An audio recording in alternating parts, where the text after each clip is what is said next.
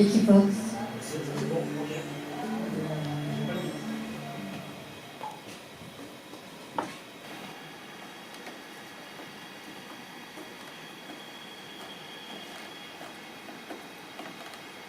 Equivox. On va attendre. Equivox.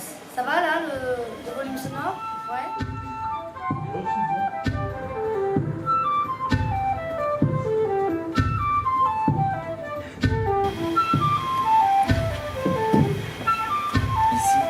Allô? Ici, ça commence.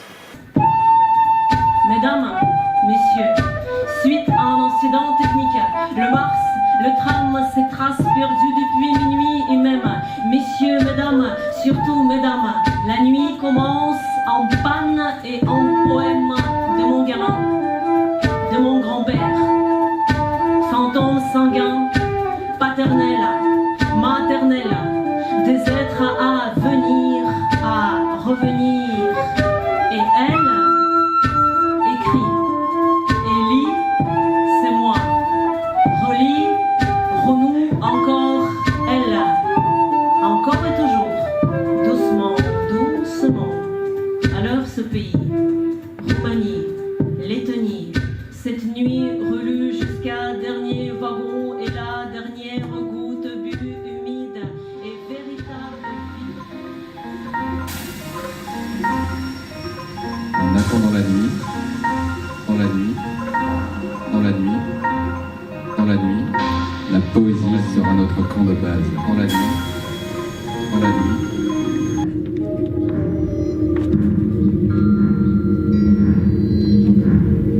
Crever l'idée du sous, l'idée du mal, l'idée du, l'idée du Silencieux dedans, l'idée du silencieux dedans, l'idée du silencieux dedans, l'idée du silencieux dedans.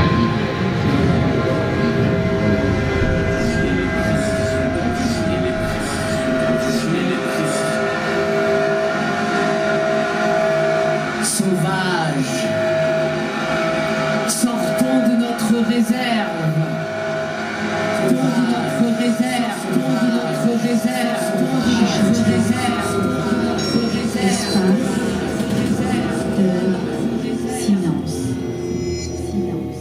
Espace de silence. Silence. Silence. Silence. Silence. Silence. Silence. Silence. Silence.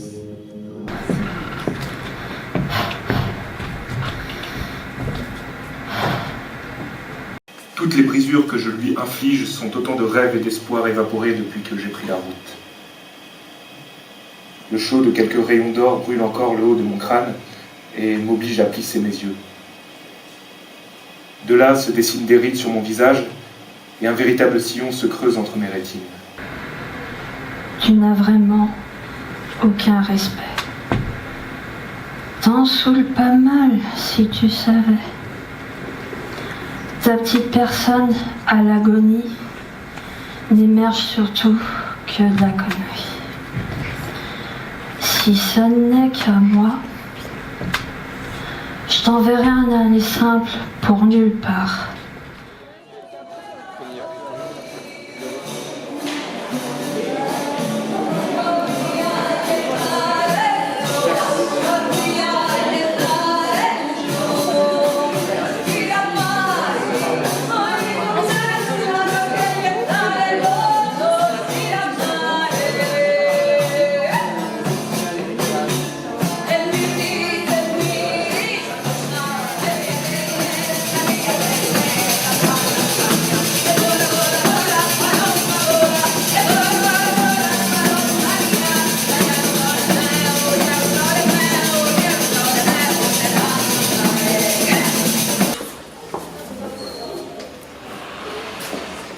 J'ai mal quand je parle, je me vide, je me damne. Mon cœur saigne. Mon cœur plein de peine, de blessures, peut-être pas de haine. Pour ces humains qui meurent. dans le rôle d'un chauffeur de camion mexicain. Le paysage désertique ressemblait à ceux que j'avais vus au cinéma, avec des cactus plantés au milieu de collines, une terre sèche et poudreuse. J'aurais pu croire que je roulais dans la frontière américaine et que je jouais dans un film. J'ai dû m'endormir car je me suis brusquement réveillée. Le camion venait de freiner brusquement. Le chauffeur avait quitté la route et garé son camion sur une aire de parking. La station-service était fermée. Il n'y avait personne aux alentours. L'écran de l'ordinateur était noir. Le film était terminé.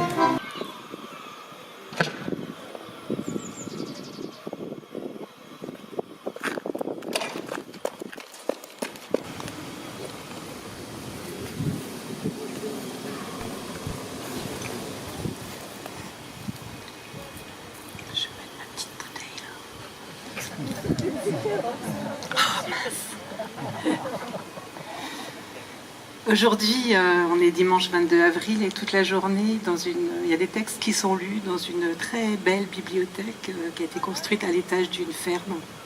Au milieu de la campagne, cette bibliothèque, elle s'appelle le Talus et elle est située sur la commune de Notre-Dame-des-Landes.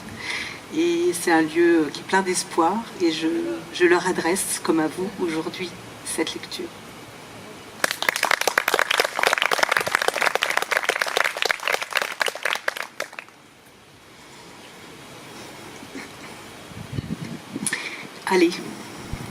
Allez, soleil, arbres répétitifs, immeubles par paquets, archipel de maisons au toit, rouge, suite de façades à fleurs de route, séquence avec clôture, gris, voiture, lampadaire, rares passants.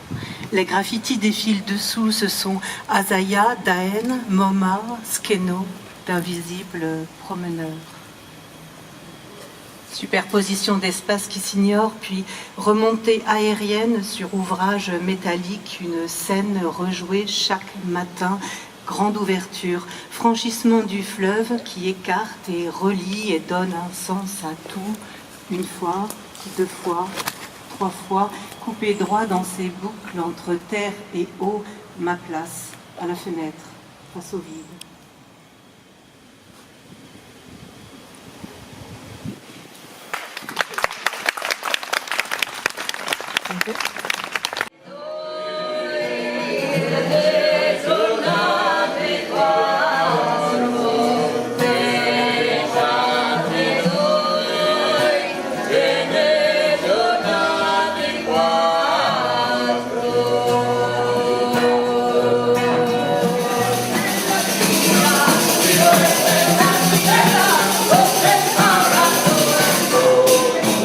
Réalité et la littérature de certaine manière que même pourtant je pratique un peu à contre. Des fois je me dis je préfère autre chose. Enfin, il y a des choses aussi intéressantes à faire que d'écrire, que de s'enfermer et d'écrire. Mais ça me permet de. Je crois que je peux pas m'en passer parce que ça me permet de vivre au moins de temps en temps et puis en tension permanente quand même vers ça, à ce niveau de radicalité. C'est ça qui m'intéresse dans la vie.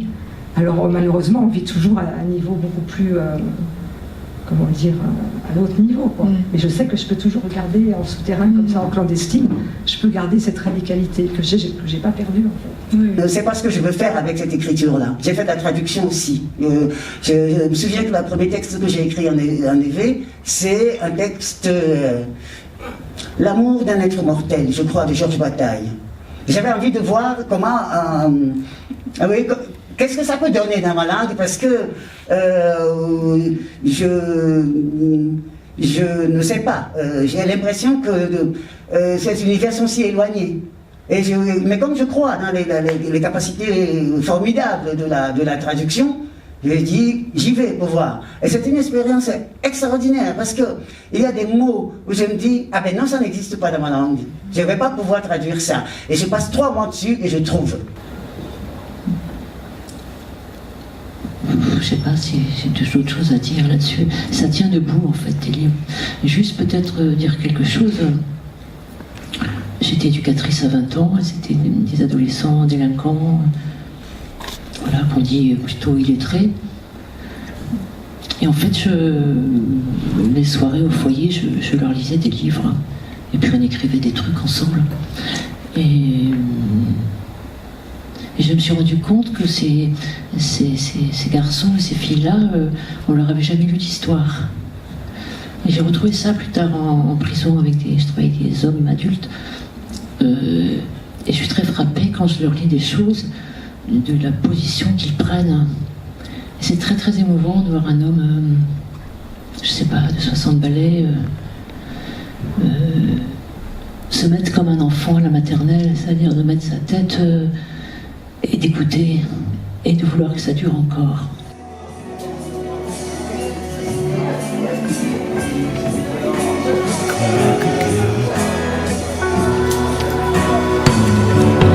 Every time she goes away, I feel the pain, I feel the same. It's like the rain. Every time I hear her name, I fall apart. Is this the end? Why did we start? Is this the only way? Go away, be my friend. Come back again. Only way.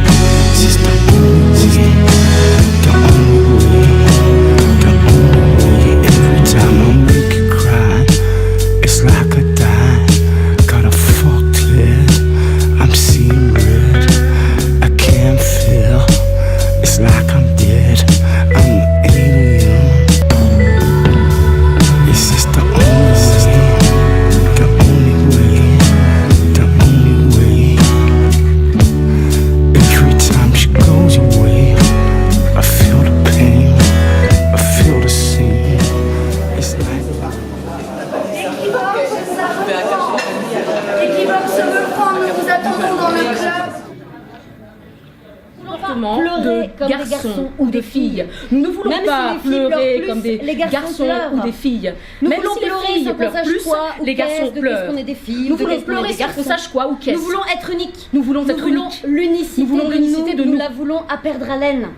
Assises face à face, sur des tabourets bas, parlant de sexe à sexe, ou plutôt, la vieille parlant, nommant, du pubis au périnée, les grandes lèvres symétriques, la vulve, le clitoris, la nubile mémorisant par la répétition et par le toucher les noms de tous ces êtres qui composent son sexe et qui réagissent à l'excitation et au cycle menstruel.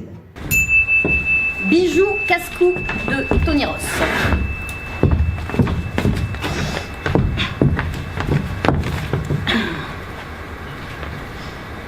Il était une fois une petite fille qu'on appelait Bijou.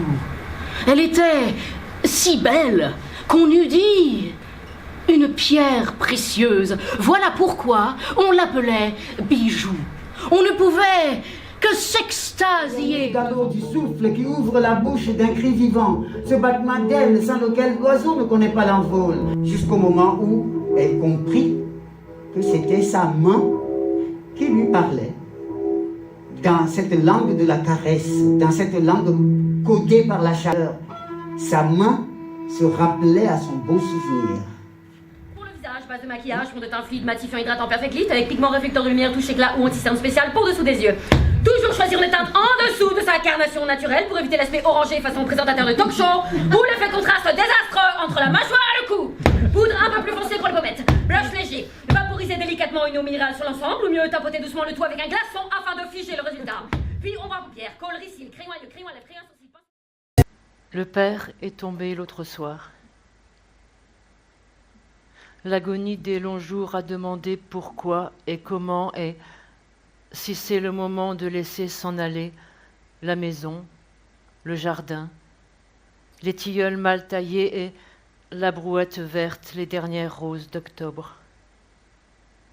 La vie entière avec sur le bureau le papier à lettres, quelques photos, des bribes de l'histoire et le châle replié au dossier du fauteuil.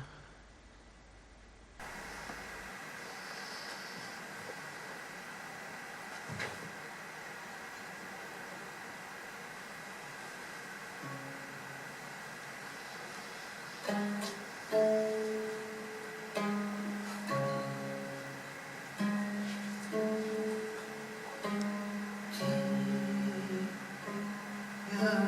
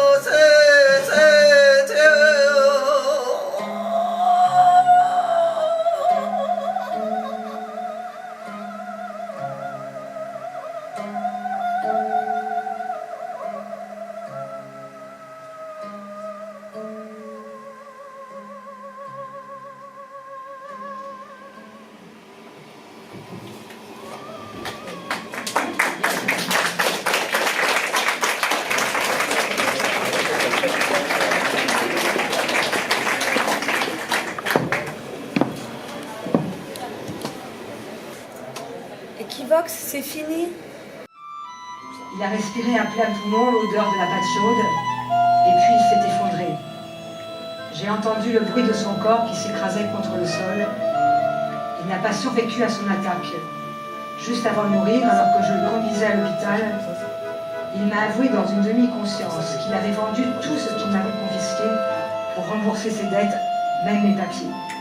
Il m'a dit qu'en échange, j'héritais de son camion, alors on était quitte. Puis il a fermé les yeux et il s'est tu pour toujours.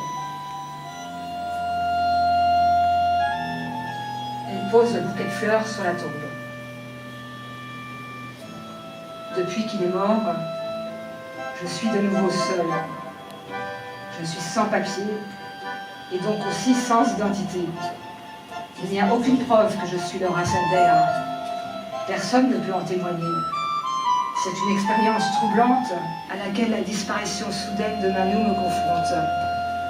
À partir de maintenant, je vis dans la clandestinité, comme tous les étrangers sans papier qui arrivent à s'entarer par la mer, encore plus que par le fleuve. Cette ville est comme un aimant qui les attire, le point de rencontre des errances et des naufrages d'une humanité à la dérive. Je n'ai reçu aucun message.